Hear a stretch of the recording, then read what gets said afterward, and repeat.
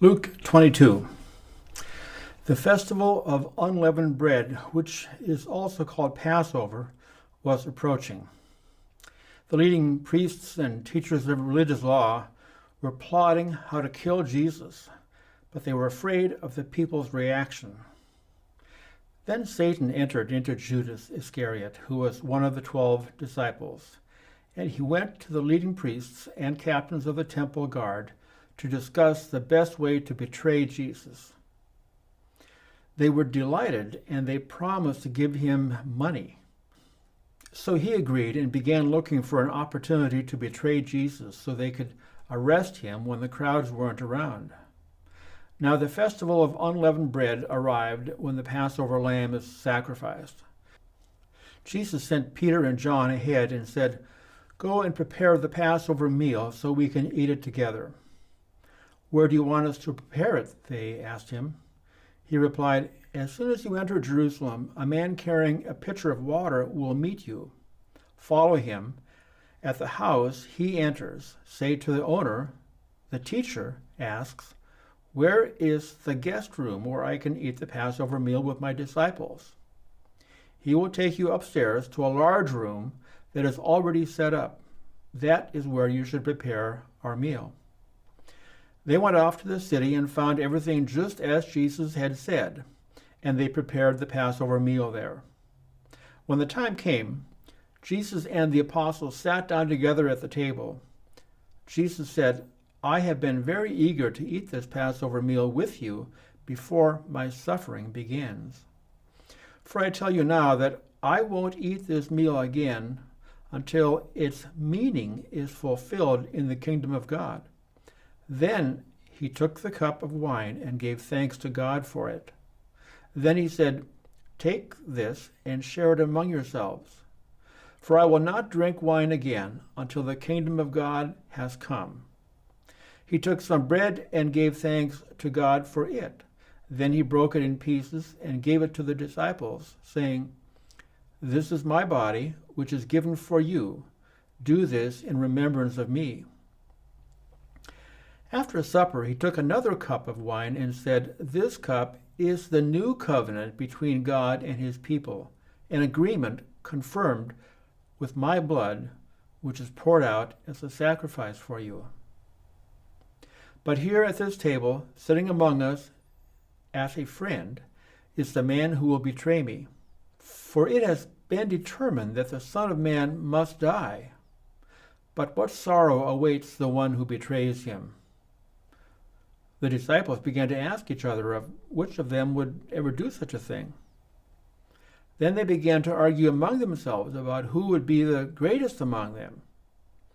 Jesus told them, "In this world the kings and great men lord it over their people, yet they are called friends of the people. But among you it will be different. Those who are the greatest among you should take the lowest rank, and the leader should be like a servant. Who is more important, the one who sits at the table or the one who serves? The one who sits at the table, of course, but not here, for I am among you as the one who serves. You have stayed with me in my time of trial, and just as my Father has granted me a kingdom, I now grant you the right to eat and drink at my table in my kingdom. And you will sit on thrones, judging the 12 tribes of Israel. Simon, Simon, Satan has asked to sift each of you like wheat, but I have pleaded in prayer for you, Simon, that your faith should not fail. So when you have repented and turned to me again, strengthen your brothers." Peter said, "Lord, I'm ready to go to prison with you and even to die with you." But Jesus said, "Peter, now let me tell you something. Before the rooster crows tomorrow morning, you will deny me 3 times that you even knew me." Then Jesus asked them, "When I sent you out to preach the good news and you did not have money, a traveler's bag, or an extra pair of sandals, did you need anything?" "No," they replied. But now he said, "Take your money and a traveler's bag And if you don't have a sword, sell your cloak and buy one. For the time has come for this prophecy about me to be fulfilled. He was counted among the rebels. Yes, everything written about me by the prophets will come true. Lord, Lord, they replied, we have 2 swords among us. That's enough, he said. Then, accompanied by the disciples, Jesus left the upstairs room and went, as usual, to the Mount of Olives. There he told them, pray that you will not give in to temptation. He walked away about a stone's throw and knelt down and prayed. Father, if you are willing, please take this cup of suffering away from me. Yet I want your will to be done, not mine. Then an angel from heaven appeared and strengthened him. He prayed more fervently, and he was in such agony of spirit that his sweat fell to the ground like great drops of blood. At last he stood up again and returned to the disciples, only to find them asleep, exhausted from grief. Why are you sleeping? He asked them. Get up and pray, so that you will not give in to temptation. But even as Jesus said this, a crowd approached, led by Judas, one of the 12 disciples. Judas walked over to Jesus to greet him with a kiss.